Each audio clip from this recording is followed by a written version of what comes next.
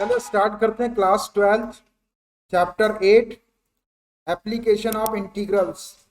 Application of integrals में अपना नया टॉपिक है। एप्लीकेशन ऑफ इंटीग्रल्स में अपना एक टॉपिक है एरिया बिटवीन टू कर्व्स। कोई भी दो कर्व्स के बीच का एरिया फाइंड आउट करना है, और ये जो टॉपिक है ये अपने सिलेबस से रिमूव हो गया।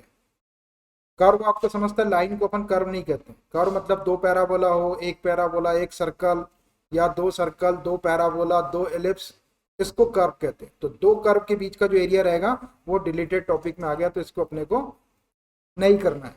तो देखिए इसके ऊपर एक्सरसाइज है, एक्सरसाइज 8.2। ठीक है, इसमें कुछ क्वेश्चंस है जो दो कर्व के बीच के एरिया वाले क्वेश्चन है इसके अंदर, और कुछ क्वेश्चन ऐसे हैं जिसमें एक कर्व है और लाइंस दी हुई है। तो लाइंस को अपन कर्व बोलते नहीं है, तो एक लाइन या एक से ज्यादा लाइन रहेगी और कर्व रहेगा, तो वाले क्वेश्चन अपन करेंगे। और एक टॉपिक आपका जो सिलेबस में है वो ये भी है कि जो पैराबोला, एलिप्स या सर्कल या जो भी कर्व है वो स्टैंडर्ड फॉर्म्स वाले हैं ओनली। आपको एक बार सिलेबस दिखा देता हूँ 1 मिनट के अंदर।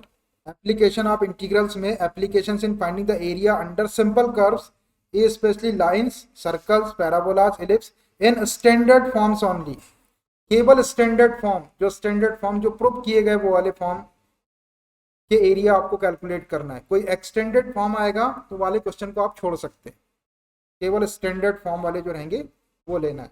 और रिलेटेड टॉपिक में area between any of the two above set कर, ये जो कर्व ऊपर दिए हुए कोई भी दो कर्व के बीच का एरिया डिलीटेड टॉपिक में।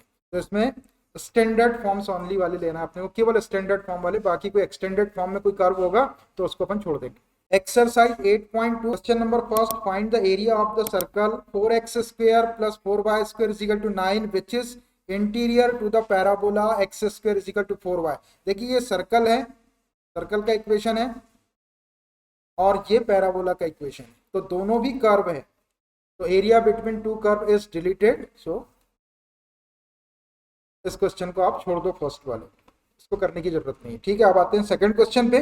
Find the area bounded by the curves x-1 whole square plus y square is equal to 1। ये एक सर्कल का इक्वेशन है, स्टैंडर्ड फॉर्म में नहीं है, standard form. And x square plus y square is equal to 1, ये तो standard form में है, लेकिन ये दो सर्कल है, दोनों भी कर्व हैं, तो इनके बीच का एरिया भी अपने रिलेटेड टॉपिक में है, तो इस क्वेश्चन को भी अपन नहीं करेंगे, सेकंड वाले। ठीक है, दो कर्व्स। अब ये थर्ड वाला क्वेश्चन देखिए, find the area of the region bounded by the curves y is equal to x square plus 2। ये एक कर्व दिया हुआ है, y is equal to x is equal to 0 and x is equal to 3। तो ये तो line है आपकी, y is equal to x is equal to 0 और x इज इक्वल टू 3, ये तीन लाइन दी हुई है, और कर्व एक ही दिया हुआ है, y is equal to x square plus 2। ध्यान से देखना है इसको, y is equal to x square plus 2। इसमें एक वेरिएबल का स्क्वायर है और एक वेरिएबल बिना स्क्वायर वाला है। ये 2 को अपन इधर शिफ्ट कर सकते हैं, तो ये आपका ऐसा हो जाएगा कि x square is equal to y minus 2, इस टाइप का हो जाएगा। ठीक है, तो ये एक वेरिएबल का स्क्वायर और एक का स्क्वायर नहीं, तो है तो पैराबोला है, लेकिन ये स्टैंडर्ड फॉर्म में नहीं है। स्टैंडर्ड फॉर्म में ये -2 वगैरह नहीं आता है। X square is equal to 4ay आएगा, x square is equal to -4ay आएगा, y square is equal to 4x आएगा, y square is equal to -4x। ये 4 स्टैंडर्ड फॉर्म थे आपके, तो ये स्टैंडर्ड फॉर्म नहीं है। मतलब कर्व तो एक ही है, यहाँ पर पैराबोला एक ही है, लेकिन ये स्टैंडर्ड फॉर्म में नहीं है। अब आप चाहे तो इस क्वेश्चन को कर सकते हैं, आप बोलेंगे तो मैं इसको करा देता हूँ, और नहीं तो हम ये बोल के इसको छोड़ सकते कि ये स्टैंडर्ड फॉर्म में नहीं है, ये तो लाइन है, इसको अपन कर नहीं पड़ रहा, ये एक ही कर्व है। तो अपन चाहे तो ये वाला क्वेश्चन आप बोलेंगे तो मैं आपको करा देता हूँ, और नहीं बोलेंगे तो मैं आगे बढ़ा देता हूँ। रीजन में नहीं कराने का ये बता रहा हूँ कि ये स्टैंडर्ड फॉर्म में नहीं। क्या करूं, जल्दी बोलो, आगे बढ़ जाऊं। आगे बढ़ जाऊंगा तो 3 क्वेश्चन, ये थर्ड छोड़ दूंगा, फोर्थ क्वेश्चन से लूंगा, और नहीं तो मैं थर्ड करा दूंगा। आगे से करा दूं, इसको छोड़ दूं, नहीं तो आप बोलते हैं तो मैं करा देता हूँ, मुझे कोई दिक्कत। छोड़ो, क्यों छोड़ रहा, रीजन बताया मैंने, स्टैंडर्ड फॉर्म में नहीं है, बोला उसने सिलेबस के अंदर के स्टैंडर्ड फॉर्म होंगे, इसलिए छोड़ दो। हाँ, एक ही कर, बाकी की लाइन थी। चल, question number 4, using integration find the area of the region bounded by the triangle whose vertices are -1, 0, 1, 3 and 3, 2। देखिए इंटीग्रेशन का यूज करके आपको ट्रायंगल जिसके वर्टाइसेस दिए हुए 3, इससे बाउंडेड एरिया कैलकुलेट करना है। तो ये तो रहेगा, इसमें तो कोई कर्व है ही नहीं, ट्रायंगल एंगल तो कोई कर्व है ही नहीं, है ना, सीधी सीधी लाइनें आएगी उसके अंदर। तो ये वाला क्वेश्चन अपने सिलेबस में है, ये क्वेश्चन है। और इसके बाद में एक क्वेश्चन और है, और ऐसे ही एक क्वेश्चन आपको एग्जाम्पल में दिया हुआ है, सब एक जैसे क्वेश्चन है।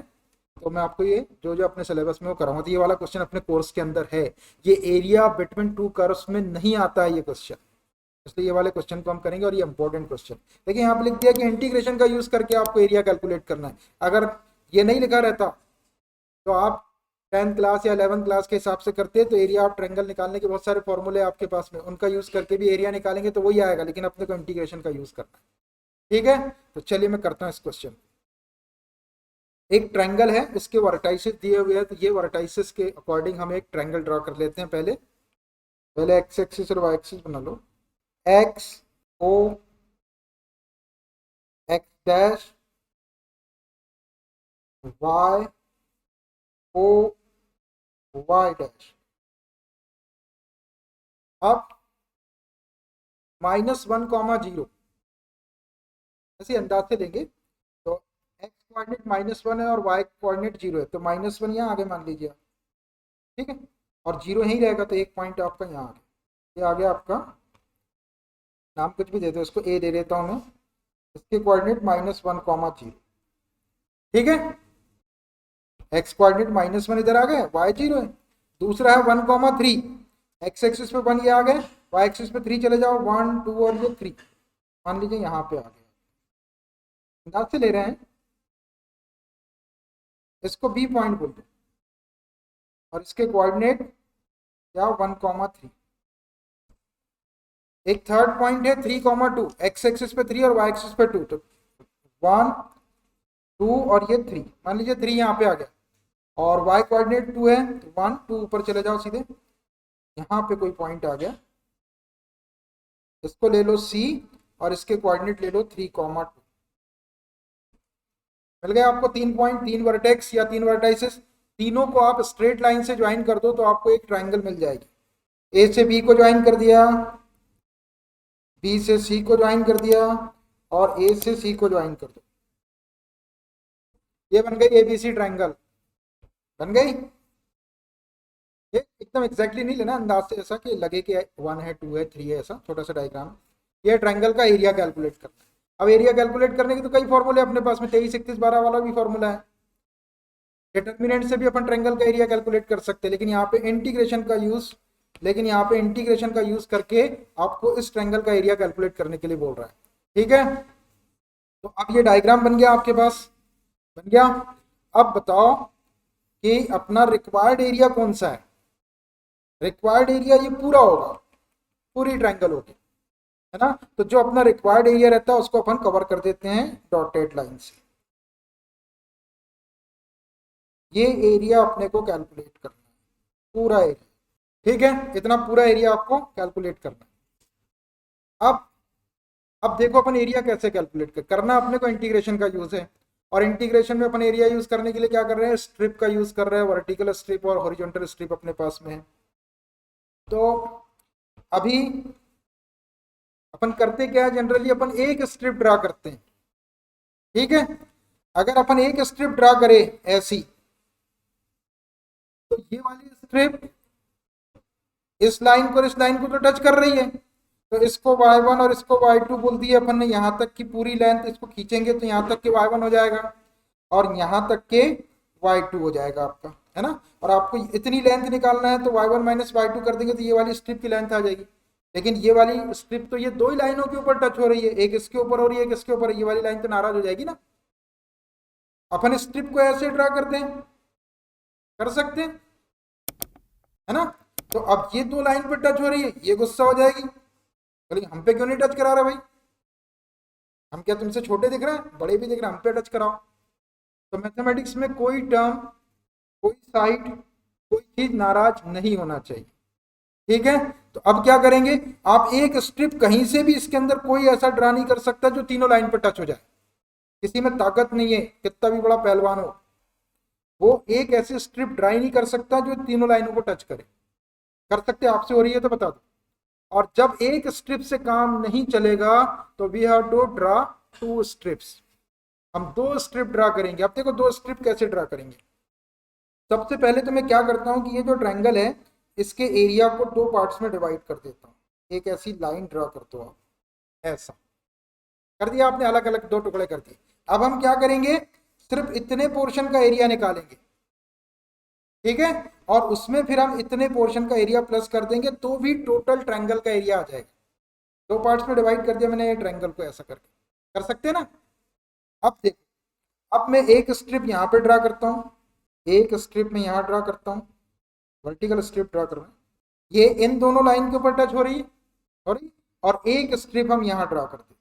देख हम क्या करेंगे कि ये वाली एक स्ट्रिप का एरिया निकालेंगे और इसमें लिमिट ले लेंगे यहाँ से लेके यहाँ तक, तो ये पूरा इतना एरिया आ जाएगा, ठीक है।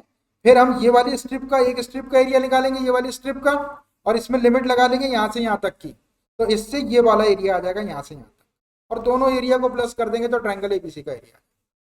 तो स्ट्रिप दोनों ड्रा हो गई, तीनों लाइनें खुश हो गई, इन दोनों पे टच हो गई, इन दोनों पे टच हो गई, ठीक। अब इसको थोड़ा सा नामकरण संस्कार कर दो इसका। यहां देखो ये ऊपर, अब स्ट्रिप जो रहती है, अब ये स्ट्रिप आपकी एक्सेस पे टच नहीं हो रही। अगर हम इसको स्ट्रेच करें या खींचे इसको, ऐसा इसको खींच के अपन यहां तक के लाए ऐसा स्ट्रिप, तो अब ये जो यहां से जो लेंथ होगी यहां तक की, ये पूरी की पूरी y1 ले लेता हूं मैं इसको, पूरी लेंथ को y1 ले, कहां से कहां तक हो गई, ये यहां से लेके यहां तक की जो लेंथ है ये y1। अब यहां से यहां तक की लेंथ ले लो, अब इसको y2 ले लेते हैं, ये y2 में यहां ले लेते हैं, ये y2, और विड्थ तो इसकी y1 y2 लिए तो ये dx रहेगा। अपन यहाँ dx चाहे तो लिख सकते, नहीं भी लिखेंगे तो कुछ फर्क नहीं पड़ रहा। यहां से यहां तक की लेंथ y1 और यहां से यहां तक की लेंथ y2, तो अपनी जो ओरिजिनल स्ट्रिप है इतनी, ये लेंथ कितनी हो जाएगी, y1 में से आप ये वाले y2 को माइनस कर दो तो ये वाली लेंथ आ जाएगी आपकी, y1 माइनस y2 हो जाएगी इस स्ट्रिप की लेंथ होगी। देखो यहां से एक्सिस से यहां तक जाना पड़ता है, ये है आपकी y1 इतनी बड़ी, और यहां से यहां तक की इतनी बड़ी है y2, हमको चाहिए केवल इतनी बड़ी यहां से यहां तक, तो y1 माइनस y2 कर देंगे तो केवल ये वाली स्ट्रिप की लेंथ आ जाए, और इसकी जो विड्थ है वो dx रहेगी। आप चाहते हैं dx लिख सकते हैं, वैसे dx जब लिखेंगे तो वो यहाँ पे आता है dx, ठीक है। तो मैं वो dx को यहाँ लिख देता हूँ, कुछ नहीं होगा, यहाँ भी लिख दिया तो कोई दिक्कत नहीं है, लेकिन वो जब इसको स्ट्रेच करते हैं यहाँ पे तो नीचे तो रेक्टेंगल बनती है आपकी, नीचे तो सीधी साइड रहती है, यहाँ की साइड थोड़ी सी इंक्लाइन रहती है, लेकिन जब अपन स्ट्रिप को बहुत बारीक बहुत पतली करते हैं तो फिर ये भी रेक्टेंगल के फॉर्म में आ जाती है, एक टाइम ऐसा आता है। लेकिन यहाँ पे डायग्राम में दिखाने के लिए थोड़ी सी मोटी स्ट्रिप बनाना पड़ता है।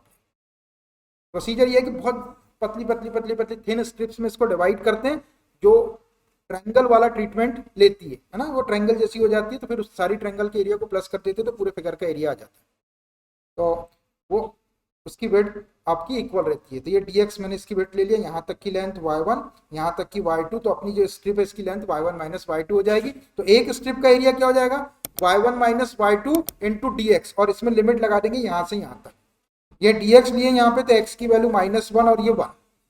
अब ये वाली स्ट्रिप पे आओ, इसको अपन अभी यहाँ तक की स्ट्रिप है, तो इसको अगर अपन स्ट्रेच करें या खींचे तो यहाँ तक आ जाएगी, तो इस लेंथ को ले लो आप y3 कौन सी लेंथ होगी, ये पूरी यहाँ तक की होगी, ये y3, और फिर इतनी लेंथ ले लो आप यहाँ से यहाँ तक, इसको ले लो y4, ये y4, ठीक है। अब अपने को केवल इतनी लेंथ चाहिए ये वाली, तो इसके लिए क्या करेंगे, यहाँ से यहाँ तक की y3 है, उसमें से ये वाले y4 को माइनस कर दो, y3 माइनस y4 कर देंगे तो ये स्ट्रिप की लेंथ आ जाएगी, और इसकी जो विड्थ रहेगी वो क्या रहेगी, dx रहेगी। यहाँ लिख देता हूँ मैं dx, तो अपन इसको स्ट्रेच करके लाएंगे ऐसा, तो ये dx होगा।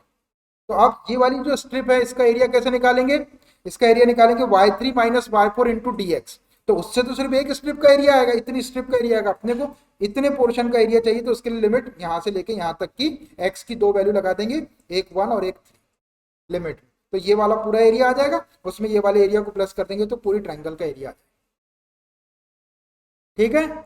अब देखिए, अब अपना यहाँ पे ट्रायंगल के वर्टाइसेस दिए हुए, अब जब ये स्ट्रिप यहाँ पे टच कर रही है, ये वाली स्ट्रिप यहाँ y1 के ऊपर यहाँ टच कर रही है, इसकी लाइन ये y1 आपकी इस लाइन के ऊपर टच कर रही है, y2 आपकी इस लाइन को टच कर रही है, y3 वाली स्ट्रिप इस लाइन को टच कर रही है, y4 वाली स्ट्रिप इस लाइन को टच कर रही है। तो हमको ये लाइंस के इक्वेशन चाहिए, अभी इनके इक्वेशन नहीं है अपने पास में, तो ये दो दो पॉइंट्स को ज्वाइन करने वाली लाइन के इक्वेशन निकालना पड़ेगा। सुन रहे हैं आप बात को? y1 वाली ये जो लेंथ है वो इस लाइन के ऊपर टच हो रही, तो हमको इस लाइन का इक्वेशन चाहिए, AB का इक्वेशन चाहिए। y2 आपकी AC को टच कर रही है, तो हमको AC का इक्वेशन चाहिए। ये y3 वाली आपकी BC को टच कर रही, तो BC का, ये तीनों साइड के इक्वेशन आपको निकालना पड़ेगा। दो पॉइंट को ज्वाइन करने वाली लाइन का इक्वेशन आपके पास में 11 क्लास में था, y minus y one is equal to y2 minus y one upon x2 minus x1 into x minus x1 वाला फॉर्मूला अप्लाई करके एक AB का इक्वेशन निकालना पड़ेगा, एक BC का निकालना पड़ेगा और एक AC का। तीन इक्वेशन आपको निकालना पड़ेगा, उसके बाद ही अपन इसको इंटीग्रेशन के फॉर्मूले में रख सकते हैं, क्योंकि अपने को y1 की वैल्यू रखना पड़ेगा वहां पे। तो y1 की वैल्यू में जहां पे ये जो लाइन रहेगी आपका, इसका जो इक्वेशन है उसमें जहां y आएगा वहां y1 रख के उसको इधर उधर ट्रांसपोज करके अपन y1 की वैल्यू निकालेंगे। तो अपने को उसके लिए ये ट्रायंगल की साइड्स के इक्वेशन की जरूरत पड़ेगी, तो आप ट्रायंगल की तीनों साइड के इक्वेशन निकालो पहले, उसके बाद फिर इतना एरिया प्लस इतना एरिया कर देंगे तो अपना इंटीग्रल एरिया आ जाएगा पूरी ट्रायंगल का। चलिए अब मैं करता हूं इसको। इक्वेशन ऑफ AB, ये AB लाइन है, इसका इक्वेशन फॉर्मूला रहेगा y minus y one is equal to y2 minus y one upon x2 minus x1 into x minus x1।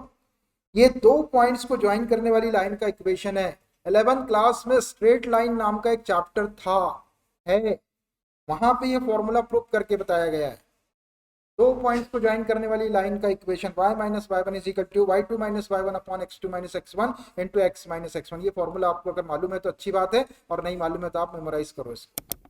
चलिए अपन AB का इक्वेशन लगा रहे हैं, तो ये आपके x1 y1 हो गए और ये आपके x2 y2 के रखो इसके अंदर value, which implies y minus y1 की वैल्यू A से ले लो 0 is equal to y2 minus y1, y2 की वैल्यू B से ले लो 3 माइनस y1 की वैल्यू A से ले लो 0 अपॉन x2 की वैल्यू B से लो 1 माइनस x1 की वैल्यू A से लो -1, ये माइनस माइनस प्लस 1 हो जाएगा, इनटू x माइनस x1 की वैल्यू A से लेना है -1, ये माइनस माइनस प्लस हो जाएगा। आराम से वैल्यू रखना, A पॉइंट के कोऑर्डिनेट को x1 y1 बोले हैं, B पॉइंट के कोऑर्डिनेट को x2 y2 बोले हैं। पहला वाला जो A है तो इसके कोऑर्डिनेट x1 y1, दूसरे वाले को x2 y2, और उसको फॉर्मूले आराम से रखे, इसको सॉल्व करेंगे तो AB का इक्वेशन हो जाएगा। चलिए करते हैं इसको सॉल्व। व्हिच एम्प्लाइज, ये इधर y बच गया आपका y माइनस 0 y, ये 3/2 और ये x प्लस 1, बस रहने दो ऐसे ही, क्योंकि अपने को y1 की वैल्यू की जरूरत पड़ेगी। देखो ये AB लाइन का इक्वेशन आ गया, और AB लाइन के ऊपर क्या टच हो रहा है y1, तो ये y1 की वैल्यू, ये y के प्लेस में यहाँ y1 रख देंगे तो y1 इज इक्वल टू इतना आ जाएगा। इसको मैं y1 भी लिख देता हूँ, इज इक्वल टू ये y1 आ गया। कौन सा y इज इक्वल टू या y1 is equal to, y1 is equal to अपन क्या रख देंगे 3/2 x प्लस 1, y की प्लस y1 रखना अपने को यहाँ वैल्यू रखते टाइम, ठीक है। एक y1 आ गया। अब AB का इक्वेशन निकल गया आपका। अब निकालते BC का इक्वेशन। BC निकालेंगे तो BC पे क्या टच हो रहा है, y3 टच हो रहा है, तो y3 की वैल्यू आएगी। फिर निकालेंगे ये AC, तो फिर उससे y2 और y4 आएगा। अब BC का इक्वेशन निकाल दो, किसी का भी निकाल सकते हैं आप, मैं BC का निकाल। Equation of BC y minus y1, formula यही लिखा हुआ है एक बार, दो पॉइंट को ज्वाइन करने वाली लाइन का इक्वेशन। B वाले को x1 y1 लो और C वाले को x2 y2 लो। y माइनस y1 की वैल्यू B से लेंगे तो 3, ये वाली, is equal to y2 minus y1, y2 की वैल्यू C से लेना है तो 2 माइनस y1 की वैल्यू B से लेना है 3 upon x2 minus x1, x2 की वैल्यू C से लेना है 3 माइनस x1 की वैल्यू B से लेना है 1 इंटू x माइनस x1 की वैल्यू B से लेना है 1। इसको सॉल्व कर दो, which implies y minus 3 is equal to ये 2 minus 3 -1 upon 3 minus 1 2 into x minus one, ऐसा हुआ। ये 2 का इधर क्रॉस मल्टीप्लाई कर लेते हैं, 2 का क्रॉस मल्टीप्लाई करेंगे तो ये 2y minus six is equal to minus one का इसमें इंटू कर दो तो माइनस एक्स प्लस वन, 6 को उधर शिफ्ट कर दो, अपने को y की वैल्यू चाहिए।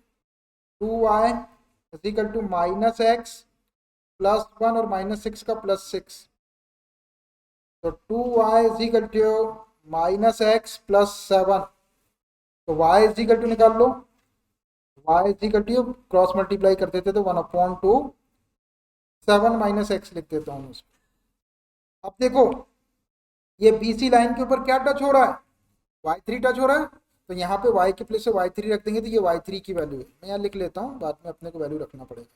ये y3 को रिप्रेजेंट कर रहा है, y3 की जरूरत पड़ेगी अपने को तो क्या रख देंगे अपन 1/7 माइनस एक्स। समझ में आ रहा। अब BC का भी इक्वेशन निकल गया, अब AC का इक्वेशन निकालते हैं। तीनों साइड चाहिए ही अपने को क्योंकि तीनों लाइनों की जरूरत पड़ेगी। अब AC का इक्वेशन निकालना है, निकाल देते हैं। इक्वेशन ऑफ AC वही फॉर्मूला रहेगा, दो पॉइंट्स को ज्वाइन करने वाली लाइन का equation y minus y one is equal to y2 minus y one upon x2 minus x1 into x minus x1। तो y माइनस वाई वन, देखो a के कोऑर्डिनेट को x1 y1 ले लो और c के कोऑर्डिनेट को x2 y2 ले लो, y माइनस वाई वन की वैल्यू 0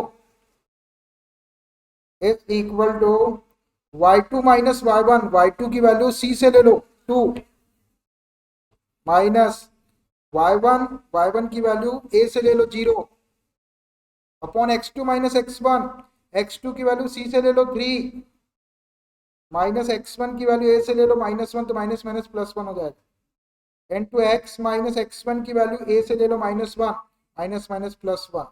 इसको सॉल्व कर दो, विच एम्प्लाइज ये y हो गया इधर इज इक्वल टू ये 2/3 + 1 4 इंटू एक्स प्लस वन, 2 से कैंसिल कर लो इसको, 2 1 जा 2 और 2 2 जा 4, तो ये आ गया हमारे पास y is equal to 1/2 x plus one is equal. अब देखो ये y की वैल्यू आ गई। अब ये AC के ऊपर देखो कौन कौन सी लाइन टच हो रही है, एक तो y2 टच हो रहा है और एक y4 टच हो रहा है, तो ये y2 के इक्वल भी है और y4 के इक्वल भी है, तो इसको ले लेते हैं अपन y2 is equal to y4। मतलब जब y2 की वैल्यू रखना रहेगा तो ये वाली रखेंगे, y4 की वैल्यू रखना रहेगा तो ये वाली रखेंगे। मैं कहाँ से ले रहा हूँ, ये जिस लाइन के ऊपर जो चीज टच हो रही है उसी को ले रहा हूँ उसके इक्वल। ये हो गया, इतना काम आपको इस क्वेश्चन के अंदर एक्स्ट्रा करना है। 3 साइड के 3 इक्वेशन निकालना है। अभी इसके आगे एक क्वेश्चन आएगा, उसमें क्या रहेगा मैं आपको वो भी बता देता हूँ। इसी के जैसा क्वेश्चन रहेगा, एक ट्रायंगल रहेगी, लेकिन उस क्वेश्चन के अंदर ये ट्रायंगल की तीनों साइड की इक्वेशन दे देगा, जो अपन ने भी कैलकुलेट करे ना मेहनत करके, ये तीनों साइड के इक्वेशन क्वेश्चन में दे देगा। लेकिन वो बंदा क्या करेगा, ये वर्टाइसिस छुपा लेगा, मतलब वर्टाइसिस नहीं देगा, तो फिर हम तीनों लाइन को सॉल्व करके ये 3 वर्टेक्स निकालना पड़ेगा, काम उतना ही रहेगा। दोनों क्वेश्चन एक जैसे, एक में वो वर्टेक्स दे रहा है, इक्वेशन आपको निकालना है। इसके बाद में क्वेश्चन आएगा उसमें इक्वेशन दे देगा, वर्टेक्स नहीं देगा। अब इक्वेशन की जरूरत क्यों पड़ रही है अपने को, क्योंकि y1 इसके ऊपर टच हो रहा है तो अपने को इसके इक्वेशन की जरूरत पड़ेगी इंटीग्रेशन। और अगले क्वेश्चन में जब ये लाइन के इक्वेशन दे देगा, वर्टेक्स नहीं देगा, तो जब वर्टेक्स नहीं देगा तो अपन लिमिट कहाँ से लगाएंगे, लिमिट तो अपन वर्टेक्स ही लगाते हैं ना, इसलिए उसमें वर्टेक्स निकालना पड़ेगा। दोनों क्वेश्चन सेम लेवल के, बिल्कुल दोनों में अलग अलग टाइप का काम है। तो चलिए तीनों लाइन के इक्वेशन मैंने निकाल दिया और यहाँ मैंने लिख भी दिया y2 is equal to y4 की वैल्यू ये है, y3 की वैल्यू ये वाली ले लेना है और y1 की वैल्यू ये वाली ले लेना है। अब आ जाते हैं अपन इंटीग्रेशन के ऊपर। अब देयरफॉर द रिक्वायर्ड एरिया, यह ट्रायंगल ABC का एरिया, इतने पार्ट का एरिया प्लस इतने पार्ट का एरिया, हम एक एक स्ट्रिप का एरिया लेंगे और उसमें उसकी लिमिट लगा देंगे, तो ये पूरा पूरा एरिया आ जाएगा इतना और इतना। यहाँ लगा देता हूँ मैं, है ना, फिगर कहीं भी लगा सकते हैं, कौन पहचानेगा अपने को, थोड़ी देर बाद गायब हो जाएगा आपके पास से। ठीक है, मैंने यहाँ फिगर लगा दिया। Therefore the required area of triangle, area of triangle को अपन केवल ये ले लें, ये रिक्वायर्ड एरिया ऑफ ट्रायंगल को शो कर रहा है, is equal to integral of, अब देखना मैं ये वाली एक स्ट्रिप का एरिया लूंगा और उसमें ये वाली 2 लिमिट लगा दूंगा। तो देखो यहां से यहां तक के y1 है, यहां से यहां तक y2 लिया है, तो ये स्ट्रिप की लेंथ कितनी होगी, y1 माइनस y2 हो जाएगी। ये हो गया y1 माइनस y2 और ये dx लगा दिया मैंने, तो उससे क्या हुआ, ये वाली जो एक स्ट्रिप थी आपकी, इसकी लेंथ था, इसका एरिया आ गया, लेकिन अपने को इतना एरिया चाहिए, तो इसके लिए लिमिट लगाते हैं यहाँ से यहाँ तक। अब यहाँ dx लगा हुआ, यहाँ देखो x की वैल्यू कितनी है, -1, यहाँ पे कितनी है x की वैल्यू, 1, -1 to 1 इसकी लिमिट आ जाएगी, -1 to 1। अब ये तो सिर्फ इतना एरिया आया, कितना, इतना एरिया, इतना वाला, हमको ये वाला एरिया भी इसके अंदर ऐड करना, तभी तो ट्रायंगल का एरिया आएगा। तो इसके लिए प्लस ये वाली एक स्ट्रिप का एरिया लेते हैं और इसके अंदर ये लिमिट लगा देंगे, यहाँ प्लस करना पड़ेगा, प्लस इंटीग्रल ऑफ, अब देखो यहां तक की पूरी लेंथ y3 है और यहां तक की लेंथ y4 है, हमको केवल इतनी स्ट्रिप की लेंथ चाहिए थी, ये y3 माइनस y4 से आ जाएगी, y3 माइनस y4 और ये dx, तो ये एक स्ट्रिप का एरिया आ गया, ये वाली स्ट्रिप का। अपने को इतना पूरा एरिया चाहिए तो इसकी लिमिट लगा दो यहाँ से। अब यहाँ dx है तो x की दो वैल्यू देखो, एक 1 है और एक 3 है, छोटी वैल्यू को लोअर लिमिट पे रख दो और बड़ी वैल्यू को अपर लिमिट में रख दो, 1 2 3, ये 1 2 3 इसकी लिमिट हो गई। अब देखो एक चीज आपको बताना है इसके अंदर, ये जैसे मैंने y1 को ऊपर लिखा है, ध्यान से सुनना, y1 को ऊपर लिखा, y2 को नीचे लिखा, y3 को ऊपर लिखा, y4 को नीचे लिखा। किसी बंदे ने ऐसा कर दिया, यहाँ पे y2 लिख दिया, यहाँ y1 लिख दिया, यहाँ y4 लिख दिया, यहाँ पर y3 लिख दिया, तो उससे कोई फर्क नहीं पड़ेगा, आप कुछ भी लिखो, रटने की जरूरत नहीं है। अगर आप यहाँ पे y2 लिख देते और यहाँ y1 लिखते हैं तो स्ट्रिप की लेंथ y2 माइनस y1 लेना पड़ेगा, ठीक है। ये y4 को आपने यहाँ ले लिया, y3 को आपने नीचे ले लिए, तो स्ट्रिप की जो लेंथ होगी, बड़ी वाली लेंथ में से छोटी लेंथ आपको माइनस करना, बड़ी लेंथ ये है जो ऊपर तक जा रही, ऊपर वाली लेंथ में से नीचे वाली लेंथ को माइनस करना। कोई चीज रटना नहीं है और कोई चीज में ऐसा याद भी नहीं करना है कि ऊपर ये लेना, कहीं कुछ भी ले सकते हैं, उससे भी आंसर आपका करेक्ट आएगा। लेकिन ध्यान इतना रखना है कि एक्सिस के पास से ऊपर तक की जो लेंथ होगी वो बड़ी है और एक्सिस के पास में नीचे वाली जो लेंथ है वो छोटी, तो बड़ी लेंथ में से छोटी लेंथ माइनस करेंगे तो आपकी स्ट्रिप की लेंथ आएगी, ठीक। चलिए ये है अपना एरिया। अब इसको यदि सॉल्व कर दिया जाए तो इस ट्रायंगल का एरिया आ जाएगा। तो चलिए y1 y2 y3 y4 देखो जरूरत पड़ रही है इनकी, और ये सारी वैल्यू हमने पहले निकाल के रख ली है, ये y2 y4 की लिखी हुई है, ये y1 की और ये y3। अब आप देख देख के यहाँ पे वैल्यू भर देंगे मतलब रख देंगे और फिर सॉल्व करेंगे। चलो मैं रखता हूँ, which is equal to integral of -1 to 1, y1 की वैल्यू कितनी है, y1 माइनस y2 करना, y1 देखो भाई कितना है, तो ध्यान से, हाँ y1, ये रहा y1 है ना, ये मैंने पहले ही बता दिया था आपको कि y1 कैसा आ रहा है कि इस लाइन के ऊपर टच हो रहा है y1, ए बी लाइन के ऊपर, तो 3/2 इंटू एक्स प्लस 1,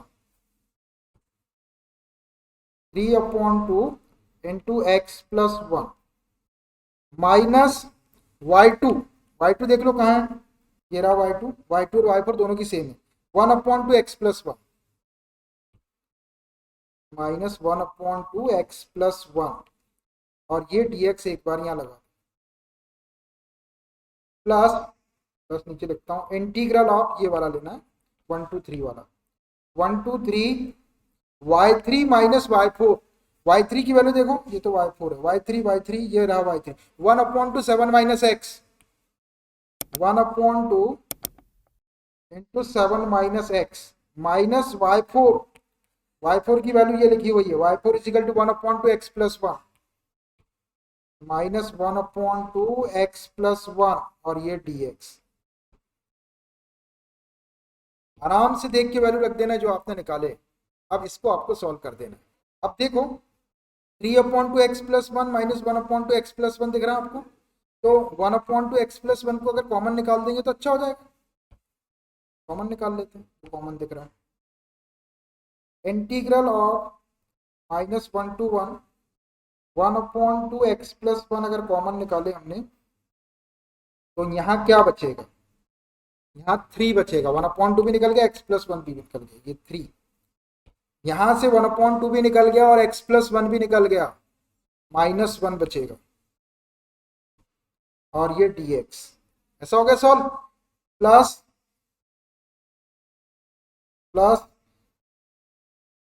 यहां से देखो इसमें से क्या कॉमन निकलता है, केवल 1/2 निकलता है, इसमें x प्लस 1 है, 7 माइनस 1, इंटीग्रल ऑफ 1 to 3, ये 1/2 कॉमन निकाल दिए सब में से, तो यहाँ बच गया 7 माइनस एक्स और यहाँ से 1/2 कॉमन निकाल दिया आपने, तो ये माइनस साइन का अंदर इंटू कर लो, -x और ये -1 और ये dx। ऐसा आ गया। इसको और सिंपल करो, विच इज इक्वल टू, अब ये 1/2 को बाहर कर देता हूं मैं, और ये 3 माइनस 1 2 हो जाएगा। ये 1/2 बाहर इंटू ये 3 माइनस 1 2, इसको भी बाहर कर देता हूँ, और इंटीग्रल में बचा आपका -1 to 1 है, और ये x प्लस 1 पहले वाले में dx प्लस ये 1/2 को बाहर करो, इंटीग्रल ऑफ ये 7 माइनस 1 6 हो गया, और -x -2x, और ये dx। यहाँ पे ये 1/2 के अंदर इंटू कर देते हैं तो ये और अच्छा हो जाएगा। जितना सॉल्व हो रहा है तो सॉल्व, 2 से 2 कैंसल्ड, रखते हैं which is equal to integral of -1 to 1 x plus 1 dx। अभी करता हूँ मैं इसका इंटीग्रेशन, प्लस ये 1/2 का अंदर इंटू कर देता हूँ तो ये और आसान हो जाएगा। इंटीग्रल ऑफ, यहाँ पे लिमिट लगाना था, लिमिट क्या है, 1 to 3 है इसकी लिमिट, बैक से लगा देता हूँ, ये 1 to 3 है। इंटीग्रल ऑफ 1 to 3, इसमें 1/2 का इंटू कर रहे हैं तो ये 3 माइनस एक्स, और ये dx। देखो कितने अच्छे फॉर्मेट में आ गया। आप इसका इंटीग्रेशन कर लो और लिमिट लगा दो। ये लिमिट लगाने के लिए ब्रैकेट लगाए, x का इंटीग्रेशन x² 2 प्लस 1 dx का x, और ये लिमिट लगा दो -1 से 1, प्लस इसका भी इंटीग्रेशन करो, लिमिट के लिए मैंने ब्रैकेट लगा दिया, 3 का इंटीग्रेशन 3x माइनस x का इंटीग्रेशन x² 2, और ये लिमिट लगा दो 1 to 3। बस हो गया। अब एक बार इसमें आप x के प्लेस पे पहले 1 रख दो, और फिर माइनस लगा के -1 रख दो, यहाँ पर 3 रख दो x के प्लेस पे, और एक बार माइनस करके 1 रख दो, विच इज इक्वल टू 1 रखेंगे 1² 2 प्लस 1 माइनस -1 रखेंगे -1 का स्क्वायर 1/2, और यहाँ -1 रखेंगे तो ये -1, ये पहला वाला हो गया। प्लस इसमें एक बार 3 रखो तो 3 इंटू 3 -3² 9/2, -1 रखो x के प्लेस पे तो 3 इंटू 1 -1² 1/2, कैसा भी रखो आप। चलो इसको सॉल्व करो, which is equal to 1² 1/2, 1/2 plus 1 कितना हो जाएगा, 3/2 हो जाएगा। तो एलसीएम ले लिए, 1 + 2 3/2, माइनस 1/2 -1 करेंगे तो -1/2 आएगा, सामने माइनस है तो +1/2 हो जाएगा, ये प्लस हो जाएगा। प्लस यहाँ आ जाओ, 3 3 जा 9, -9/2, देखो ये पूरा 9 है, और इसमें से आधा 9 माइनस करेंगे तो आधा 9 बच जाएगा प्लस का, +9/2। ऐसा भी सॉल्व करो। यहाँ देखो 3 1 जा 3 -1 -1/2, तो 2 एलसीएम 3 2 जा 6 -1 5/2 आया प्लस का, और सामने माइनस है तो -5/2।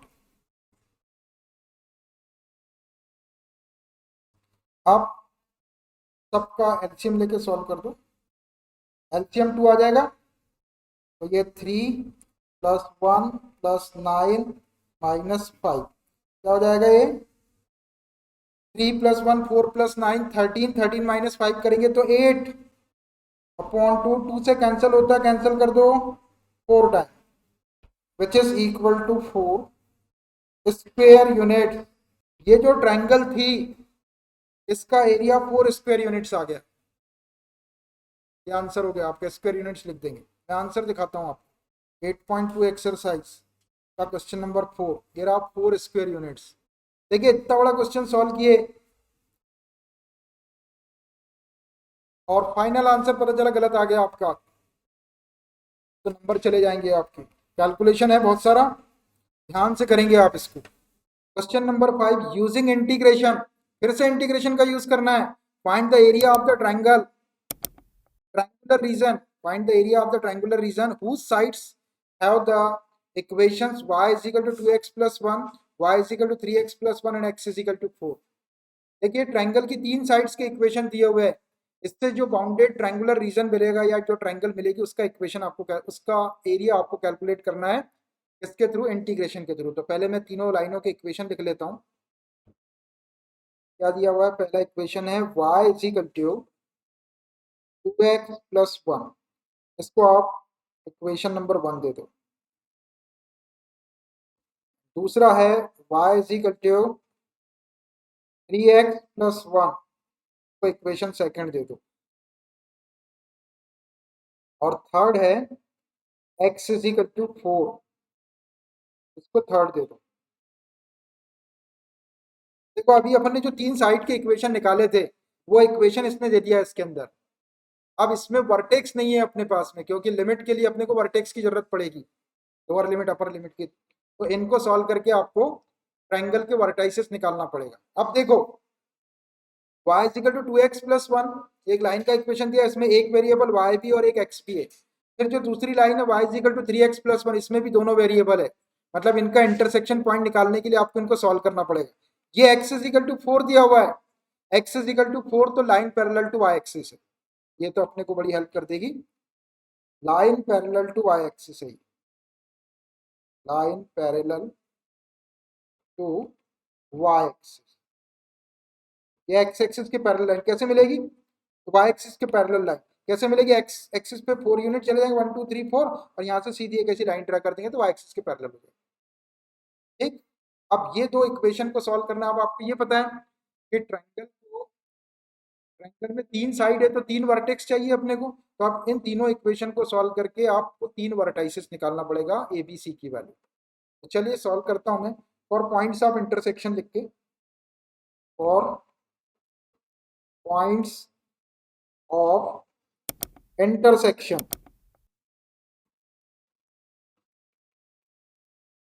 पॉइंट्स ऑफ इंटरसेक्शन देखो, फर्स्ट इक्वेशन और सेकंड इक्वेशन को देखो, एक्स और वाई की वैल्यू निकालना है।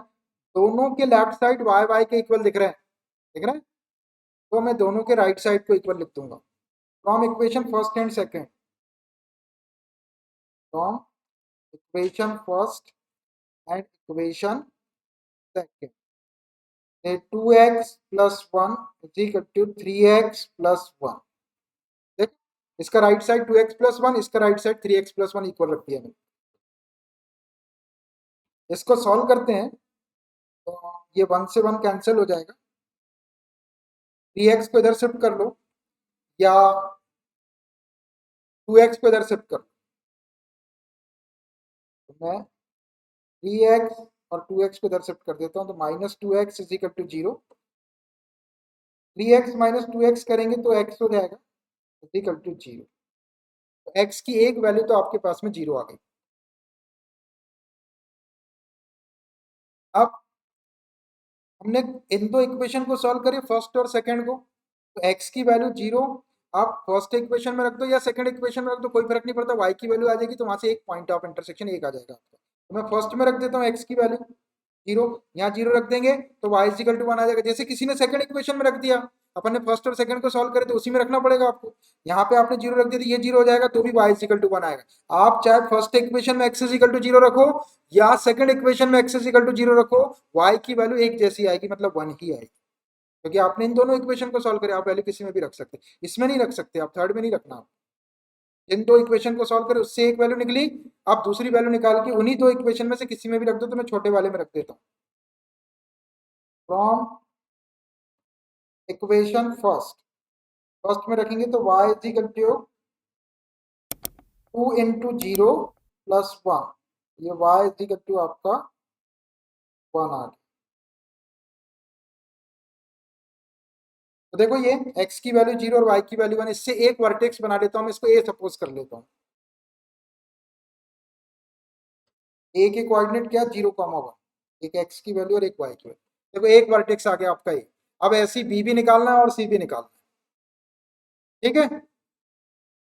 अब देख, अब ये फर्स्ट और सेकंड को अपन ने सॉल्व कर लिए, अब क्या करते हैं अपन, ये सेकंड और थर्ड को सॉल्व करते हैं। ये आसानी से सॉल्व हो जाएगा क्योंकि x इक्वल टू 4 दिया हुआ है अपने को, इसमें रख के केवल y की वैल्यू निकालना है। तो अब सेकंड इक्वेशन और थर्ड इक्वेशन को सॉल्व कर रहा हूँ। From equation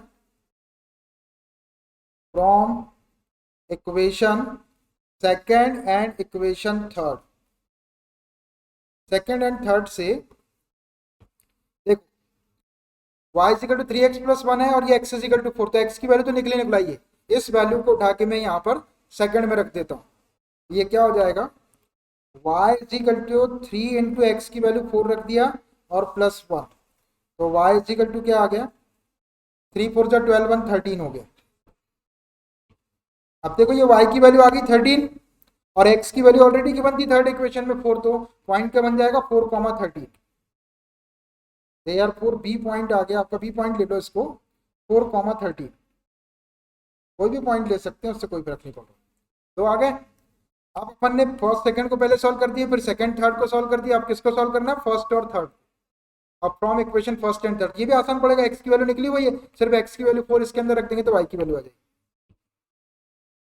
from equation first and equation third, first और थर्ड को सॉल्व कर रहे हैं, तो थर्ड में x इज इक्वल टू 4 है, यहाँ पे रख दो फर्स्ट में x के प्लेस पे 4, तो y is equal to 2 into 4 plus 1, तो ये y इज इक्वल टू क्या आ जाएगा, 4 प्लस 4 टू 8 प्लस 1 9।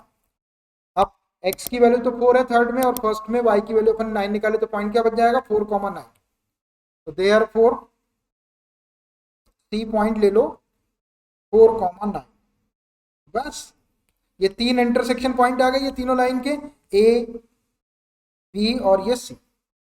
अब बना देते हैं अपन ट्रायंगल, उसकी साइड्स की भी इक्वेशन अपने पास में, वर्टेक्स भी है, डायरेक्ट एरिया निकाल लेंगे जैसा अभी अपन ने एरिया निकाले। ये समझ आया आपको, तो समझना है ही नहीं उसमें। इतने बड़े बच्चों 12th वाले बच्चों को ये थोड़ी समझाना है कि इक्वेशन कैसे सॉल्व करना है, लेकिन फिर भी मैंने आपको पहले दो को सॉल्व किया, फर्स्ट सेकंड को, फिर सेकंड थर्ड को किया, फिर फर्स्ट थर्ड को किया, वर्टेक्स एबीसी नाम देती। एक्स एक्सिस और वाई एक्सिस, अब देखो इसमें वर्टेक्स थोड़े बड़े हैं, एक 0,1 है, ये तो ठीक है, एक 4,30 है, 13 अपने को दिक्कत कर सकते हैं, 13 बहुत बड़ा है, और 4 और 9 तो छोटा बनाएंगे अपन। ये एक्स ओ एक्स डैश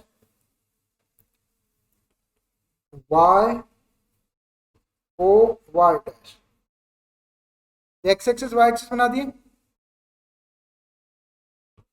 ए बी सी पॉइंट के कोऑर्डिनेट में यहाँ पे लिख लेता हूँ क्या है। तो ए के कोऑर्डिनेट क्या है, ए के है 10,1, यहाँ लिख के रख लेता हूँ मैं ऐसे ही अपने रेफरेंस के लिए। ए के है 0,1, बी के क्या है, बी के है 4,13 और सी के है 4,9।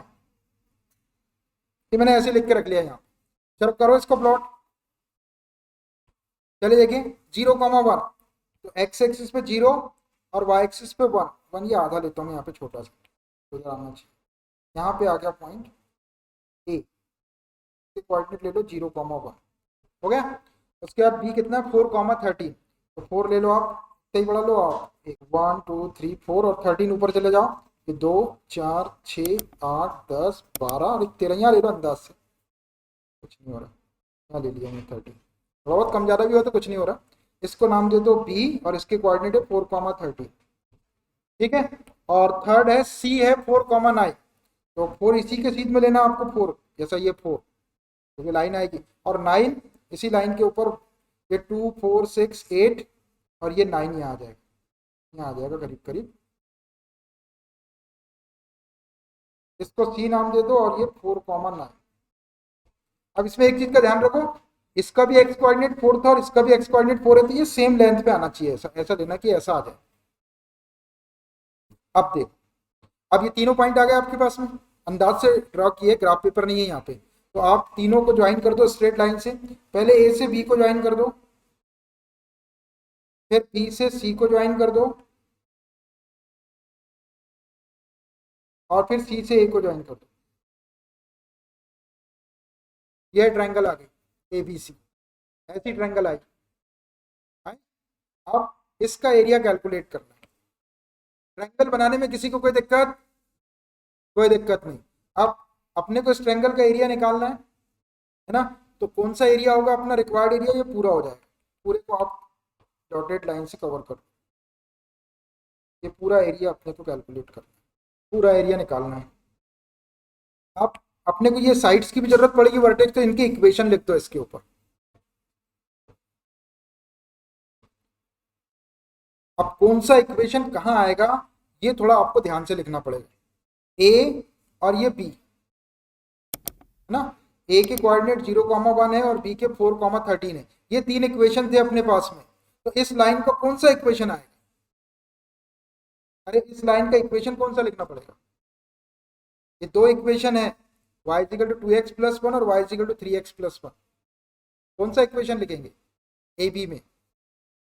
बेटा ए बी में ये वाली लाइन का इक्वेशन, ये वाला तो, ये देखो ये तो सीधा आपका ऐसी लाइन आई है, ये आगे तक जाएगी तो देखो ये वाली लाइन कौन सी थी आपकी, ये आपकी y एक्सिस की पैरेलल वाली लाइन है, x इजिकल टू 4 दिख रहा? देखो x इजिकल टू 4 यहाँ तक गए थे अपन, ये 4, और x इजिकल टू 4 का मतलब ये line parallel to y axis है ना, ये वाली लाइन देखो आप, सीधी y एक्सिस की पैरेलल दिख रही है। तो ये वाली लाइन तो आपकी x इजिकल टू 4 है, ये वाली है ना, ये line parallel to y axis है कि नहीं, line parallel to y axis x is equal to 4। अब ये दो है, तो अब अपने पास में ये वाले दो इक्वेशन है। अब ऐसा कहीं लिखा तो नहीं है कि कौन सा लेना है, लेकिन जो दोनों पॉइंट जिस लाइन के ऊपर है ए और बी, वो वाली लाइन ये वाली होगी, और जिसके ऊपर ए और सी है वो वाली लाइन ये वाली होगी। तो लॉजिकली अगर आप देखते हैं तो ये वाली लाइन बड़ी दिख रही है आपको, है ना, और ये वाली लाइन छोटी दिख रही, तो y इजिकल टू 2x+1 और y इजिकल टू 3x+1 में बड़ा इक्वेशन कौन सा दिख रहा है? ये 3x+1 वाला दिख रहा है, तो ये वाला इक्वेशन आपका इस लाइन का रहेगा। लेकिन कभी ऐसा हो सकता है कि आप डिसाइड नहीं कर पा रहे हैं कि बड़ी लाइन कौन सी छोटी लाइन कौन सी है, तो हम क्या करते हैं, ये वाली लाइन जिसको अपन 3x+1 बोल रहे हैं उसको ये दोनों पॉइंट सेटिस्फाई करते कि नहीं करते देख लो। 0,1 इसको सेटिस्फाई कर रहा है क्या? x के प्लेस पे 0 रख दिए, y के प्लेस पे 1 रख दिए, तो ये तो 0 हो गया, 1 इजिकल टू 1 ये सेटिस्फाई कर रहा है। अब इसी लाइन को देखो, आपका b वाला पॉइंट सेटिस्फाई कर रहा है कि नहीं कर रहा? 4 और 13, x के प्लेस पे 4 रख दिए तो 4 3 जा 12, 1 13 और y की वैल्यू 30, ये सेटिस्फाई कर रहा है। मतलब ये वाली लाइन आपकी इस, ये वाली लाइन का equation y is equal to 3x+1 लेना है। देखो मैं किसी टाइप का भी रिस्क नहीं लेता हूँ क्वेश्चन में, y इजिकल टू 3x+1, क्योंकि इक्वेशन कभी आपने इधर से उधर लिख दिया तो आंसर गलत आ जाए। सारी बात समझ में, इसलिए मैं सब चीज बोल के बताता हूँ और लिखते, एकदम से ऐसा लिख नहीं देता फट से, नहीं तो किसी ने यहाँ पे y इजिकल टू 2x+1 वाला इक्वेशन लिख दिया, उसका आंसर गलत हो जाएगा, क्योंकि वो लाइन के ऊपर ये दोनों पॉइंट आएंगे ही नहीं। आप सेटिस्फाई करा के देख लो। अब बचा वाला ये है, ये वाला इक्वेशन कौन सा आ जाएगा? y इजिकल टू 2x+1, ये वाली लाइन है y इजिकल टू 2x+1। ठीक है, तीनों लाइन के इक्वेशन लिख दिया मैंने, ये y एक्सिस की पैरेलल लाइन थी और ये तीनों इक्वेशन आ गए। अब लाइन भी है, वर्टाइसिस भी है, इंटीग्रेशन के थ्रू एरिया निकालना है। तो आप देखिए अपन इसमें स्ट्रिप ड्रा करेंगे, स्ट्रिप ड्रा करेंगे 1 2 a1 2 ये स्ट्रिप, ठीक है, ये स्ट्रिप आई। अब देखना इसमें बहुत काम की चीज सुनना, जरा सा भी आपका सुनने में इधर उधर हो गया तो आप गलत कर बैठो। अब मैंने इन दोनों लाइन को टच करती हुए एक स्ट्रिप ड्रा किया, इसको स्ट्रेच करेंगे तो यहां तक आ जाएगी, तो यहां तक की लेंथ को तो मैं y1 ले लेता हूं, और यहां तक की लेंथ को y2 ले लेता हूं, और बड़ी लेंथ में से छोटी लेंथ को माइनस कर देंगे तो ये स्ट्रिप की लेंथ आ जाएगी y1 माइनस y2। तो ऊपर ये y1 लिख दिया मैंने और यहाँ पे y2 लिख दिया, और यहाँ नीचे आपका ये dx रहेगा, जो वेट रहेगी वो dx रहेगी। तो इस स्ट्रिप की लेंथ क्या हो जाएगी? y1 माइनस y2, और dx का इंटू कर देंगे तो इस स्ट्रिप का एरिया आ जाएगा। अब रही बात, हमने एक स्ट्रिप ड्रा करे, अब आप सेकंड स्ट्रिप ड्रा करेंगे कि नहीं करेंगे? इसके करेंगे, कैसे करेंगे? ये लाइन दिख रही है आपको, ये पैरेलल है। अब यहाँ से आप कैसे स्ट्रिप ड्रा करें? अब इसमें स्ट्रिप ड्रा करने की जरूरत ही नहीं है। रीजन इज बिकॉज कि लाइन अपन इसको कहते हैं जिसमें दो वेरिएबल रहते हैं। मेन लाइन ये रहती है, इसमें इंटरसेक्शन पॉइंट भी निकालना पड़ता है। ये तो x इजिकल टू 4 तो आपकी y एक्सिस की पैरेलल लाइन है, तो यहाँ पे आपको दो स्ट्रिप ड्रा करने की जरूरत ही नहीं, ये लाइन तो सीधी पैरेलल है। अब अपन ने ये दो लाइन, अब अपन ने ये दो लाइन को टच करती है कि स्ट्रिप ड्रा करती है, अब ऐसी स्ट्रिप थोड़ी ड्रा करेंगे अपन, है ना। अब आप बोलोगे कि सर अपन ऐसे ही कर देते हैं, ऐसे ही कर देते हैं, तो ये फिर ऐसे स्ट्रिप हो जाएगी, एक वर्टिकल हो जाएगी एक हॉरिजॉन्टल हो जाएगी, तो ऐसा करना ही नहीं। आप क्या याद रखो, ये लाइन पैरेलल है, तो पैरेलल लाइन में तो दो वेरिएबल रहते ही नहीं है, एक ही वेरिएबल रहता है x इजिकल टू 4, तो इसके ऊपर आपको स्ट्रिप टच कराने की जरूरत है, तो लाइन सीधी आ रही है आपकी यहाँ, और यहाँ तक की लेंथ अपन वैसे ही ले रहे हैं इसकी y1 और y2। तो केवल एक स्ट्रिप का एरिया लेंगे इसके अंदर और उसमें इस लिमिट का आप इंटू कर देंगे। अब चाहे ये वाली लिमिट का इंटू करो, चाहे आप ये वाली लिमिट का इंटू करो, बात एक ही। बताता हूं मैं आपको। अब देखो यहाँ पे dx है तो x की दो वैल्यू, एक 0 और यहाँ पे x की वैल्यू 4। अगर आप ये वाली लिमिट लेते हैं इसके अंदर तो भी 0 to 4 आएगा। किसी बंदे ने बोला कि मुझे ये वाली लिमिट क्यों लूंगा, मैं ये वाली लूंगा, ये वाली limit, तो भी आपकी लिमिट 0 to 4 ही आएगी। आइडिया से बराबर देखो 4 दिया हुआ है, एक्स की वैल्यू दोनों जगह एक जैसी है, तो आप लिमिट की वैल्यू कहीं से भी लगाओ, तो मैं ऊपर से लगा देता हूँ 0 to 4 आ जाएगा। और यदि आप नीचे वाली लाइन ले रहे हैं तो भी लिमिट आपकी 0 to 4 ही आएगी, क्योंकि एक्स की वैल्यू दोनों पॉइंट के लिए इक्वल है, बी और सी के लिए, क्योंकि ये लाइन पैरेलल है। तो स्ट्रिप आपको एक ही ड्रा करना है यहाँ पे। चलिए अब डायरेक्ट मैं एरिया निकाल देता हूँ इसका। therefore required area is equal to integral of y1 minus y2 dx। देख लो यहाँ तक की लेंथ y1 और यहाँ तक की लेंथ y2, तो हमको इतनी स्ट्रिप चाहिए, इसकी लेंथ चाहिए, तो y1 माइनस y2 हो गई और इसमें इसकी वेट का इंटू कर दिया dx। ये एक स्ट्रिप का एरिया आया आपका। हमको पूरा ट्रायंगल का एरिया चाहिए, तो इसमें लिमिट लगा दो। यहाँ dx है तो x की दो वैल्यू, यहाँ से x की वैल्यू 0, यहाँ से x की वैल्यू 4। किसी ने यहाँ से लेके यहाँ तक की अगर लेंथ ये वाला कर्व लेना चाहता है, कोई ये वाली लाइन लेना चाहता है, यहाँ की भी लिमिट लगा सकते हैं। यहाँ पे x की वैल्यू 0 और यहाँ पे x की वैल्यू 4, कहीं से भी आप x की वैल्यू लेंगे तो 4 ही आएगा। तो 0 to 4। अब आपके पास में y1 की वैल्यू भी है और y2 की वैल्यू भी है, रख दो y1 y2 की value, which is equal to integral of 0 to 4 y1 की वैल्यू। देखो y1 किसके ऊपर टच हो रहा है, y is equal to 3x plus 1 पे टच हो रहा है, तो y1 इज इक्वल टू क्या हो जाएगा, y1 is equal to 3x plus 1, 3x+1 minus y2, y2 किस पे टच हो रहा है, ये 2x प्लस 1 पे टच हो रहा है, तो y2 is equal to 2x plus 1 हो जाएगा। 2x plus 1 y2 is equal to 2x plus 1 y1 minus y2 और यहाँ लगा दो dx। सॉल्व करते हैं इसको थोड़ा सा। a के इक्वल चल रहा है अपना, is equal to integral of 0 to 4 3x plus 1 minus sign का इंटू करेंगे तो -2x और ये -1 और ये dx। इसको और थोड़ा सा सॉल्व कर लो, which is equal to integral of 0 to 4 3x minus 2x कर देंगे तो x हो जाएगा, 1 प्लस का और 1 माइनस का कैंसिल कर दो, क्या आ गया x और ये dx। कितना आसान फॉर्म आ गया। अब इसका इंटीग्रेशन अपने पास में, ये लिमिट लगा दो, x का इंटीग्रेशन x² 0 to 4, 1/2 को बाहर कर दो, 1/2 बाहर हो गया, x² और ये लिमिट 0 to 4। एक बार x के प्लेस से 4 रख दो, एक बार 0 रख के माइनस कर दो, ये 1/2 4² माइनस 0² करो इसको सॉल्व। ये 1/2 4² 16 माइनस 0, 16 को 2 से डिवाइड कर दो, 8 स्क्वायर यूनिट्स, 8 स्क्वायर यूनिट्स इसका एरिया आ गया। आंसर दिखाता हूं मैं आपको, ये रहा 5th नंबर का क्वेश्चन, 8 स्क्वायर यूनिट्स। देखो आप क्वेश्चन इसके पहले वाला और ये वाला एकदम सेम थे। यहाँ पे ये लाइन बड़ी हेल्पफुल रहती है, जो पैरेलल लाइन रहती है एक्स एक्सिस या वाई एक्सिस। देखो इस लाइन को कुछ करना ही नहीं पड़ा अपने को, इक्वेशन को सॉल्व करते टाइम भी इसने बड़ी आसानी दे दी अपने को, स्ट्रिप भी अपने को इस पर टच नहीं कराना पड़ा। याद करो इसके पहले भी अपन ने पैरेलल लाइंस ड्रा करे थे, वहां भी अपन ने स्ट्रिप उसके ऊपर ड्रा नहीं किए थे, टच कराए थे कि स्ट्रिप को अपन ने नहीं कराए थे।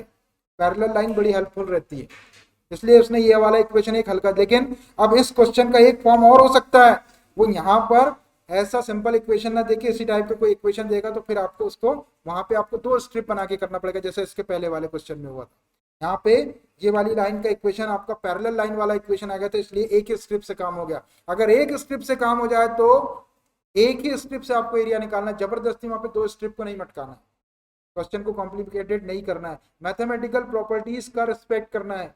जितनी चीजों की जरूरत है उतनी ही चीज अप्लाई करना है, बाकी की चीजें बचा के रखना है, कंजूसी से इस्तेमाल करना है। कंजूसी से नहीं मतलब जहां जायज है वहीं पे आपको यूज करना, नहीं तो आप 2 स्ट्रिप बना रहे हो। और देखो अभी सीधी सीधी एक चीज ध्यान रखो, ये स्ट्रिप या तो वर्टिकल बनेगी या हॉरिजॉन्टल बनेगी। एक वर्टिकल एक हॉरिजॉन्टल बनाने की जरूरत नहीं, और आपको मैंने बता दिया कि line parallel to X axis या line parallel to Y axis आ जाएगी तो ये बड़ी बेहतरीन लाइन होती है, इसमें काम भी कम रहता है।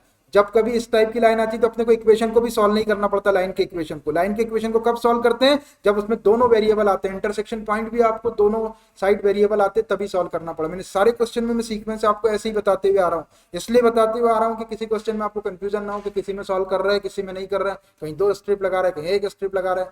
हम सारी चीजें बताते हैं, ये सुनना आपका काम है। ठीक है, 8 स्क्वायर यूनिट बड़े आराम से आ गया, आया ना।